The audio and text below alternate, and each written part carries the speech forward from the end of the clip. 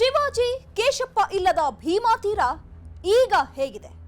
ಬಾಗಪ್ಪ ಹರಿಜನ ನಂತರ ತಣ್ಣಗಾಗುತ್ತಾ ಭೀಮೆಯ ಒಡಲು? ದೇವಣಗಾಂವ್ ಸನ್ನಕ್ಕೆ ಹೋದಾಗ ಆ ಊರಲ್ಲಿ ಕಂಡಿದ್ದೇನು ಗೊತ್ತಾ? ಇದೇ ಈ ಹೊತ್ತಿನ ವಿಶೇಷ. ತಣ್ಣಗಾಯ್ತಾ ಭೀಮಾ ತೀರ?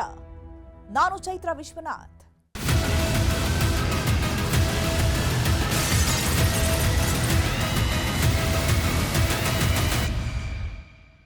ಭೀಮಾ ತೀರದಲ್ಲಿ ನೆತ್ತರ ಅಧ್ಯಾಯಗಳ ಇತಿಹಾಸ ಶುರುವಾಗಿತ್ತು 1950ರ ದಶಕದಲ್ಲಿ. ಅಲ್ಲಿಂದ ನಡೆದ ಹತ್ಯಾಕಾಂಡಗಳು, ಉರುಳಿದ ಹೆಣಗಳು ಯಾವುದಕ್ಕೂ ಲೆಕ್ಕನೇ ಇಲ್ಲ. ಭೀಮೆಯ ಮಕ್ಕಳು ಅಂದ್ರೆ ಕಬ್ಬಿನ ಸಿಹಿಯಂತೆ ಇರೋರು ಅನ್ನೋ ಮಾತಿದೆ. ಅಂಥ ನೆಲದಲ್ಲಿ ನೆತ್ತರೆ ನದಿಯಂತೆ ಹರಿದಿದ್ದು ಇತಿಹಾಸದ ಪುಟಗಳಲ್ಲಿ ಬೆಚ್ಚಿ ಬೀಳಿಸುವಂತಿದೆ. ಅಂಥ ಭೀಮಾ ತೀರ ಈಗ ಹೇಗಿದೆ? ಅವರೆಲ್ಲರೂ ಸತ್ತ ಮೇಲೆ ತಣ್ಣಗಾಯ್ತಾ ಭೀಮಾ ತೀರ? ಇಲ್ಲಿದೆ ನೋಡಿ ಆ ಕುರಿತ ಸ್ಟೋರಿ.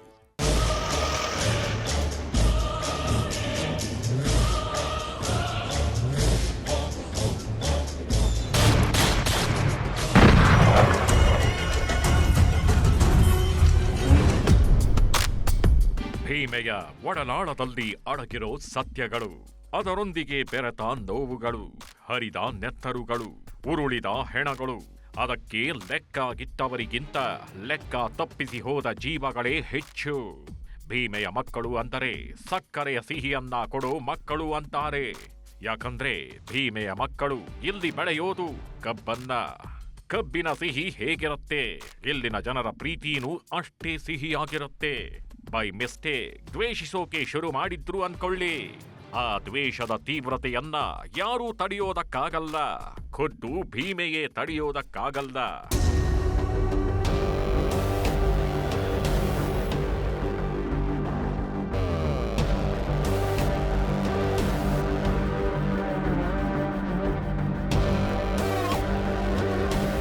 ಅವ್ರು ಮಾಡಿಬಿಟ್ರು ಇವ್ರ ಮೇಲೆ ಬರೋದು, ಏನ್ ಯಾಕೆ ಮಾಡ್ಲಕ್ಕ ಇವ್ರ ಮೇಲೆ ಬರೋದು.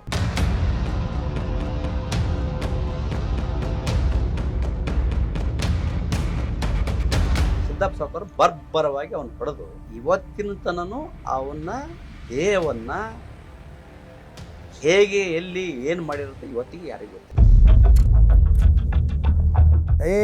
ಬಸ್ಸಿಗೆ ಒಂದೇ ಬಟ್ ಹಚ್ಚಿದ್ರೆ ಮಕ್ಕಳು ನಿಮ್ಮ ನಂದೇನು ಬೈತು ಜವಾಬ್ದಾರಿ ನನಗೆ ಹತ್ತು ಅಂತ ಹೇಳಿ.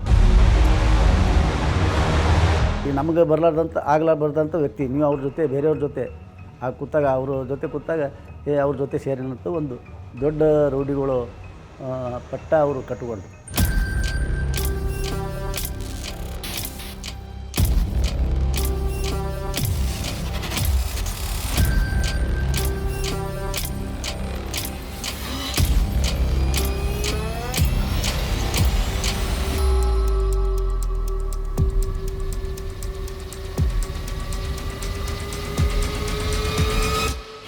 ಸಿದ್ದಪ್ಪ ಬೋರಗಿ ಕುಟುಂಬಕ್ಕೆ ಸೇರಿದ ಹೊಲದ ಬದುವಿನ ವಿಚಾರದಲ್ಲಿ ಶುರುವಾದ ಜಗಳ, ಹತ್ಯಾಕಾಂಡಗಳು ಮೊನ್ನೆ ಬಾಗಪ್ಪ ಹರಿಜನ ಹತ್ಯೆಯಾಗೋ ತನಕ ಮುಂದುವರೆದಿದೆ. ಆದ್ರೆ ಇದು ಬಾಗಪ್ಪ ಹರಿಜನನ ಹತ್ಯೆ ನಂತರವಾದ್ರೂ ನಿಲ್ಲುತ್ತಾ? ಭೀಮೆಯಲ್ಲಿ ಶಾಂತಿ ನೆಲೆಸುತ್ತಾ ಅಂತ ಯೋಚಿಸಿದ್ರೆ ಅದಕ್ಕೂ ಉತ್ತರ ಇಲ್ಲ. ಯಾಕಂದ್ರೆ ಭೀಮೆಯ ಮಣ್ಣೆ ಹಾಗೆ. ಒಂದು ಅಧ್ಯಾಯ ಮುಗೀತು ಅಂತಿರುವಾಗ್ಲೇ ಮತ್ತೊಂದು ರಕ್ತ ಸಿಕ್ತ ಅಧ್ಯಾಯ ಶುರುವಾಗಿ ಬಿಡುತ್ತೆ. ಬಾಗಪ್ಪ ಹರಿಜನನ ಕೊಲೆ ಆಗಿರಬಹುದು, ಆದ್ರೆ ಬಾಗಪ್ಪನ ಕೊಂದ ಪಿಂಟ್ಯ, ಆತನ ಮೇಲಿರೋ ಸೇಡು, ಬಾಗಪ್ಪನ ಕಡೆಯವರ ಸಿಟ್ಟು ಮುಂದಿನ ದಿನಗಳಲ್ಲಿ ಯಾವ ಮಟ್ಟಕ್ಕೆ ತಿರುಗುತ್ತೆ ಅಂತಾನೆ ಹೇಳೋದಕ್ಕಾಗಲ್ಲ. ಇಷ್ಟೆಲ್ಲಾಗಿದ್ರು ಭೀಮಾ ತೀರದಲ್ಲಿ ಶಾಂತಿ ನೆಲೆಸಬೇಕು ಅಂತ ಅವಿರತವಾಗಿ ಶ್ರಮಿಸ್ತಿರೋ ಪೊಲೀಸರು ಇದಕ್ಕೆಲ್ಲ ಕಡಿವಾಣ ಹಾಕೋದಕ್ಕೆ ಸಾಕಷ್ಟು ಶ್ರಮಿಸ್ತಾಗಿದ್ದಾರೆ. ಖಾಕಿಯ ಭಯ ಆಗಿದ್ರು ಪೊಲೀಸರು ಹದ್ದಿನ ಕಣ್ಣಿಟ್ಟಿದ್ರು. ಆಗಾಗ ನಡೆಯೋ ಹತ್ಯಾಕಾಂಡಗಳು ಮತ್ತೆ ಭೀಮಾ ತೀರದ ರಕ್ತ ಚರಿತ್ರೆಯನ್ನ ಮತ್ತೆ ನೆನಪಿಸಿಬಿಡುತ್ತವೆ.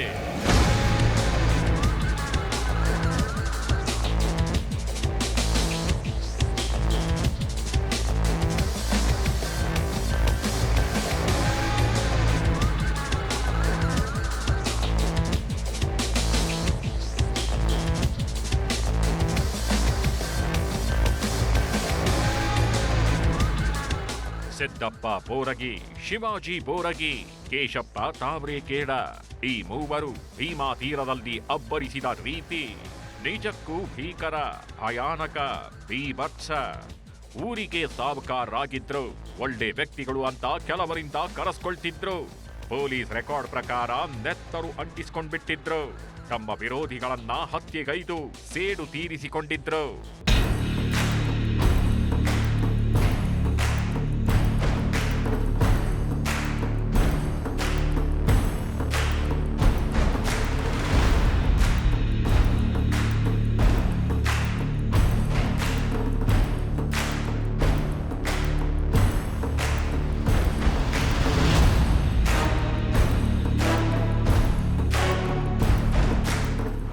ಸಿಂದಗಿ ತಾಲೂಕಿನ ರಾಂಪುರದಲ್ಲಿ ನಡೆದ ಹೈದರಾಬಾದ್ ಹತ್ಯಾಕಾಂಡದಲ್ಲಿ ಒಟ್ಟು 4 ಮಂದಿಯ ಹತ್ಯೆಯಾಗಿತ್ತು. ಅಫ್ಜಲಪುರದಲ್ಲೂ ಒಟ್ಟು 4 ಮಂದಿಯ ಕಗ್ಗೊಲೆಯಾಗಿತ್ತು. ಹೀಗೆ ಭೀಕರ ಹತ್ಯಾಕಾಂಡಗಳು ಭೀಮೆಯ ಒಡಲಾಳದಲ್ಲಿ ನಡೆದು ಬಿಟ್ಟಿದ್ವು. ಇಟ್ಟು ಸಾಲದು ಅಂತ ಸಿಂದಗಿ ಕೋರ್ಟ್ನ ಸಮೀಪದಲ್ಲಿ ನಡೆದ ಭೀಕರ ಕೊಲೆಯು ಭೀಮೆಯನ್ನ ಬೆಚ್ಚಿ ಬೀಳಿಸಿದ್ವು. ಹೀಗೆ ಒಂದಾದ ಮೇಲೆ ಒಂದರಂತೆ ಹತ್ಯಾ ಸರಣಿಗಳು ನಡೀತಾಗಿದ್ರು. ಅದನ್ನ ನಿಲ್ಲಿಸೋದಕ್ಕೆ ಯಾರಿಂದಲೂ ಸಾಧ್ಯ ಆಗಿರ್ಲಿಲ್ಲ. ಯಾಕಂದ್ರೆ ಭೀಮೆಯಲ್ಲಿ ಆರಂಭವಾಗಿದ್ದು ಪ್ರತಿಷ್ಠೆಯ ಸೇಡು. ಅವನಿಗಿಂತ ನೀವೇನ್ ಕಡಿಮೆ ಸಾವ್ಕಾರ್ರೆ ಅಂತ ಹೇಳಿ ಹೇಳಿ ಎರಡೂ ಕಡೆಯವರನ್ನ ಎತ್ತಿ ಕಟ್ಟಿದ ಎಫೆಕ್ಟಿಗೆ ಸೇಡು ಜೋರಾಯ್ತು. ಬೆಂಕಿ ಧಗಧಗಿಸಿತು. ಕಗ್ಗೊಲೆಗಳು ನಡೆದೇ ಬಿಟ್ಟಿದ್ವು.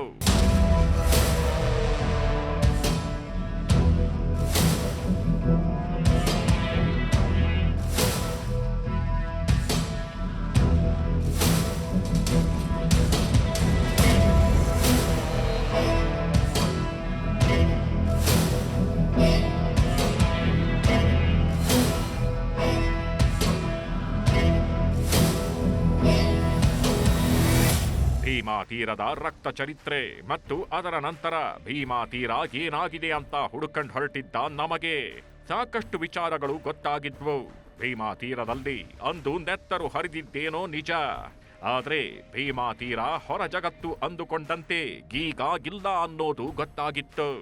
ಅಲ್ಲಲ್ಲಿ ಆಗಾಗ ನಡೆಯೋ ಹತ್ಯೆಗಳನ್ನ ಬಿಟ್ರೆ ಭೀಮಾ ತೀರದ ಕರಾಳ ಚರಿತ್ರೆ ಈಗ ಅಳಿಸಿ ಹೋಗಿದೆ. ಆದ್ರೂ ಹೊರ ಜಗತ್ತಿಗೆ ಭೀಮಾ ತೀರ ಹೇಗೆ ಬದಲಾಗಿದೆ, ಅಲ್ಲಿನ ಜನ ಹೇಗಿದ್ದಾರೆ, ಆ ಕುಟುಂಬಗಳು ಹೇಗಿವೆ, ರಕ್ತ ದ್ವೇಷ ಅಂತಿದ್ದವರೆಲ್ಲ ಈಗ ಶಾಂತಿ ಮಂತ್ರ ಜಪಿಸ್ತಿದ್ದಾರಾ? ಈ ಎಲ್ಲ ಪ್ರಶ್ನೆಗಳನ್ನ ಮನದಲ್ಲಿಟ್ಕೊಂಡು ನಾವು ಹೊರಟಿದ್ದು ಭೀಮಾ ತೀರಕ್ಕೆ.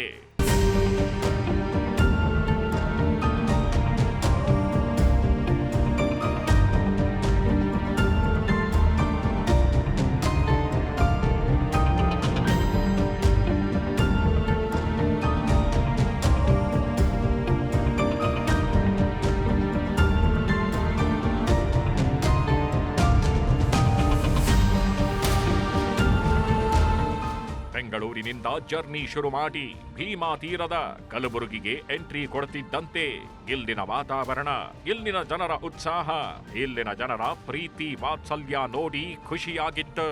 ಯಾಕಂದ್ರೆ ಕಲಬುರಗಿ ಮತ್ತು ಇಲ್ಲಿನ ಜನ ತಮ್ಮ ತಮ್ಮ ಕೆಲಸದಲ್ಲಿ ಬ್ಯುಸಿಯಾಗ್ಬಿಟ್ಟಿದ್ರು. ವಾಹನಗಳ ಸಂಚಾರ ಜೋರಾಗಿಯೇಗಿದೆ. ಕೆಲಸಕ್ಕೆ ಟೈಮ್ ಆಯ್ತು. ಕೆಲವರು ಬೇಗ ಬೇಗ ಹೋಗ್ತಿದ್ರೆ, ಇನ್ನು ಕೆಲವರು ಮನೆಗೆ ಹೋಗೋ ಅವಸರದಲ್ಲಿದ್ರು.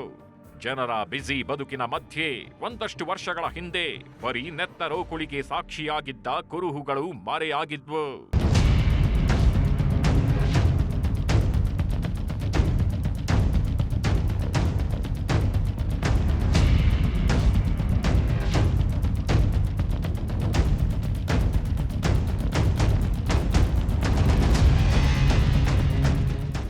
ನಗರದಿಂದ ಸ್ವಲ್ಪ ಮುಂದೆ ಹೋಗಿ ನೋಡಿದ್ರೆ ಕಾಣಿಸಿದ್ದು ಜನ ಜಾತ್ರೆ. ಬರೀ ಜನರೇ ತುಂಬಿ ಹೋಗಿದ್ರು. ಏನಿಷ್ಟೊಂದು ಜನ ಸೇರಿದ್ದಾರೆ, ಏನಾದ್ರೂ ನಡಿಬಾರ್ದು ನಡೆದಿದ್ಯಾ ಅಂತ ಹತ್ತಿರ ಹೋಗಿ ನೋಡಿದ್ರೆ ಕಾಣಿಸಿದ್ದು ಸಂತೆ, ದನಗಳ ಸಂತೆ.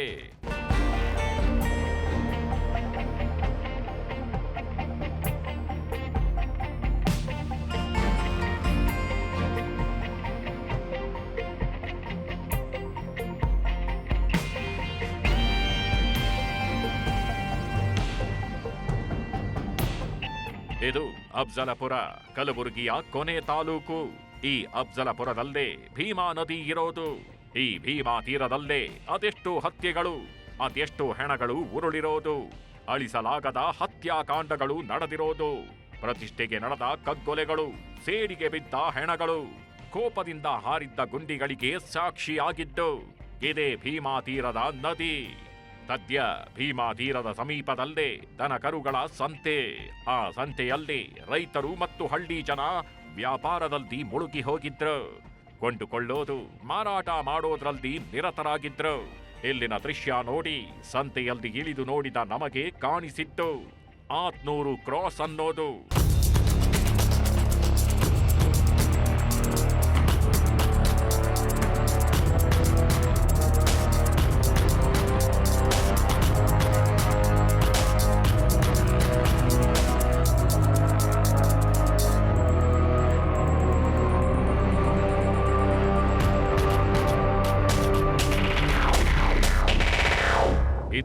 ಇದೇ ರಸ್ತೆಯಲ್ಲಿ ಚೋಳಪ್ಪ ಗೌಡರನ್ನ ಹೊಡೆದಿದ್ದು.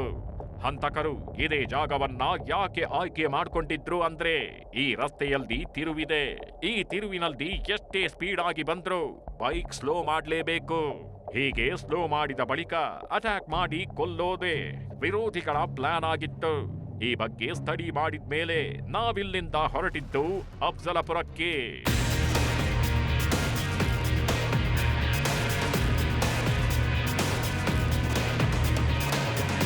ಭೀಮಾ ತೀರದ ಹತ್ಯೆಗಳು, ಆ ಹತ್ಯೆಗಳ ಹಿಂದಿನ ಸತ್ಯ, ಈಗಿನ ಪರಿಸ್ಥಿತಿ ತಿಳಿದುಕೊಳ್ಬೇಕು ಅಂತ ಅಫ್ಜಲಪುರಕ್ಕೆ ಎಂಟ್ರಿ ಕೊಟ್ವಿ.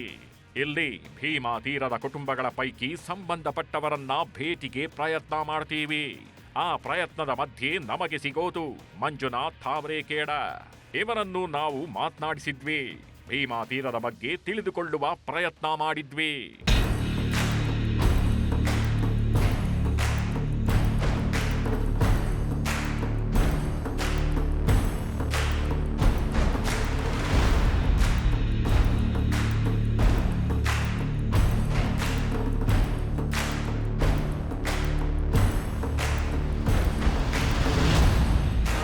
ಸಿಂಪಲ್ ಆಗೊಂದು ಫಾರ್ಮಲ್ ಡ್ರೆಸ್ ಹಾಕೊಂಡು, ಹೆಗಲ ಮೇಲೆ ಒಂದು ಟವಲ್ ಹಾಕೊಂಡು, ಕಣ್ಣಿಗೆ ಕರಿ ಚಸ್ಮಾ ಹಾಕೊಂಡು, ಜೇಬಲ್ಲೊಂದು ಪೆನ್ ಇಟ್ಕೊಂಡು, ಎಡಗೈಗೆ ವಾಚ್ ಹಾಕೊಂಡು, ಹಣೆಗೆ ಸಣ್ಣದಾಗಿ ಕುಂಕುಮಾಗಿಟ್ಕೊಂಡು ನಿಂತಿದ್ದಾರಲ್ವಾ, ಇವರೇ ಮಂಜುನಾಥ್ ತಾವರೇಕೇಡ.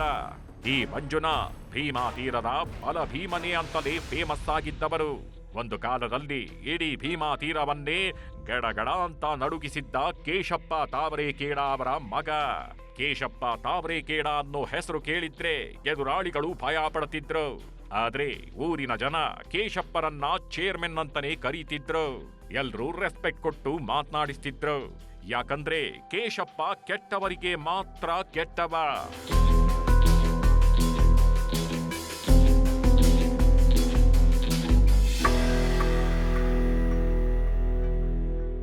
ದಿನಗಳಲ್ಲಿ, ಆಗಿನ ಕಾಲದಲ್ಲಿ ಪ್ರತಿಷ್ಠೆ, ಸೇಡು, ಜಿದ್ದಿಗೆ ನೆತ್ತರು ಹರಿದಿದ್ದು ನಿಜ. ಹೊಲದ ಬದುವಿನಲ್ಲೇ ಹತ್ಯೆಗಳು ನಡೆದಿವೆ. ಅದೆಷ್ಟೋ ಹತ್ಯೆಗಳಿಗೆ ಭೀಮಾ ಬ್ರಿಡ್ಜ್ ಸಾಕ್ಷಿ. ಆದ್ರೆ ಆವತ್ತು ಸದ್ದು ಮಾಡಿದ್ದ ಸ್ಥಳಗಳು ಈಗ ಹೇಗಿವೆ? ಆವತ್ತು ಸದ್ದು ಮಾಡಿದ್ದವರ ಕುಟುಂಬಸ್ಥರು ಹೇಳೋದೇನು? ಯಾರೂ ಹೇಳದ, ಯಾರೂ ತೋರಿಸದ ಸತ್ಯ ಕಥೆ ಇಲ್ಲಿದೆ ನೋಡಿ.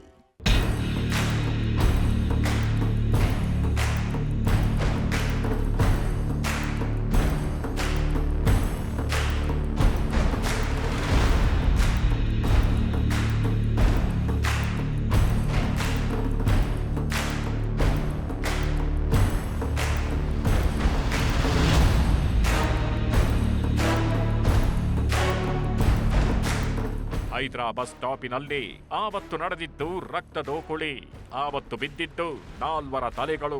ಕೈಯಲ್ಲಿ ಮಾರಕಾಸ್ತ್ರ, ಬಂದೂಕು ಹಿಡ್ಕೊಂಡು ಬಂದಿದ್ದ ಒಂದು ಗ್ಯಾಂಗ್ 4ರನ್ನ ಅಟ್ಟಾಡಿಸಿ ಹೊಡೆದಿದ್ರು. ಆ ಹತ್ಯೆ ಕಲಬುರಗಿ ವಿಜಯಪುರ ಪೊಲೀಸರ ನಿದ್ದೆಗೆಡಿಸಿತ್ತು. ಆ 4 ಹತ್ಯೆ ಕೇಸಿನ ಆರೋಪಿಗಳಲ್ಲಿ ಒಬ್ಬರು ಕೇಶಪ್ಪ ತಾವರೇಕೇಡ ಕೂಡ ಇದ್ರು. ಭೀಮಾ ತೀರದ ಹಂತಕರನ್ನ ಪದ ನಮ್ಗೆ ಭಾಳ ನೋವಾಗ್ಯದ್ರಿ.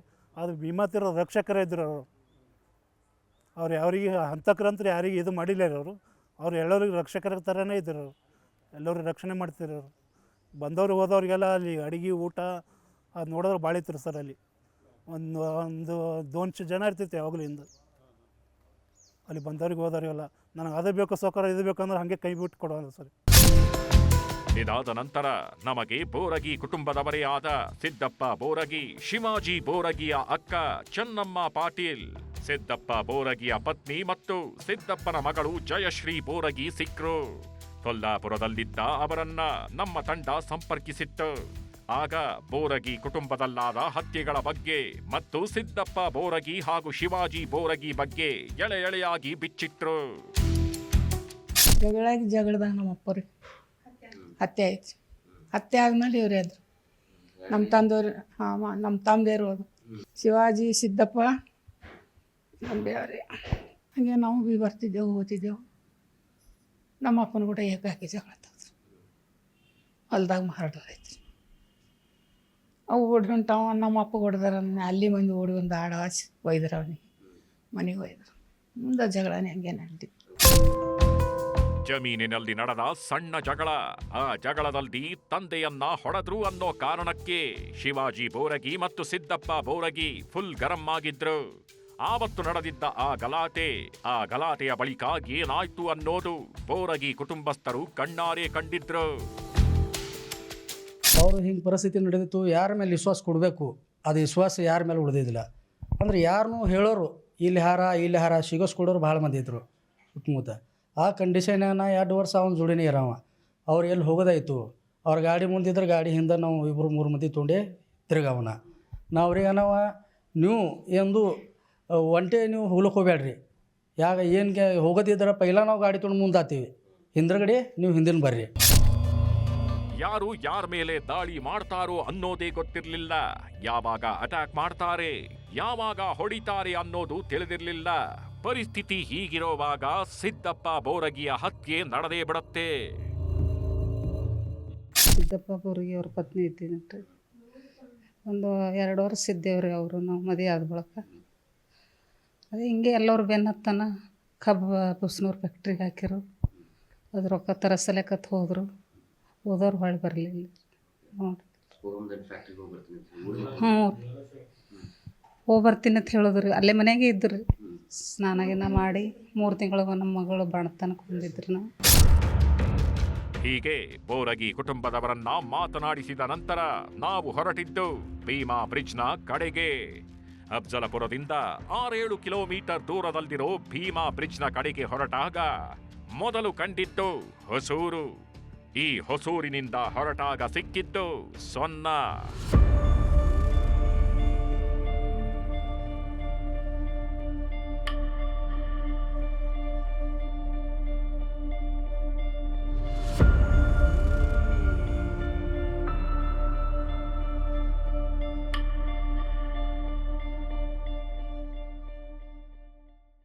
ಇಷ್ಟಕ್ಕೂ ಸೊನ್ನ ಅನ್ನೋ ಊರು ಇದೆಯಲ್ಲ, ಆ ಗ್ರಾಮ ಇಡೀ ಭೀಮಾ ತೀರದಲ್ಲಿ ದೊಡ್ಡ ಮಟ್ಟದಲ್ಲಿ ಸೌಂಡ್ ಮಾಡಿದ್ದ ಗ್ರಾಮ. ಆ ಊರಿನಲ್ಲಿ ಏನೇನ್ ನಡೀತು, ಆ ಗ್ರಾಮ ಅಷ್ಟು ಫೇಮಸ್ ಆಗಿದ್ ಯಾಕೆ ಅನ್ನೋ ರೋಚಕ ಕಹಾನಿಯನ್ನ ಮುಂದಿನ ಎಪಿಸೋಡ್ನಲ್ಲಿ ಹೇಳ್ತೀವಿ. Until then take care.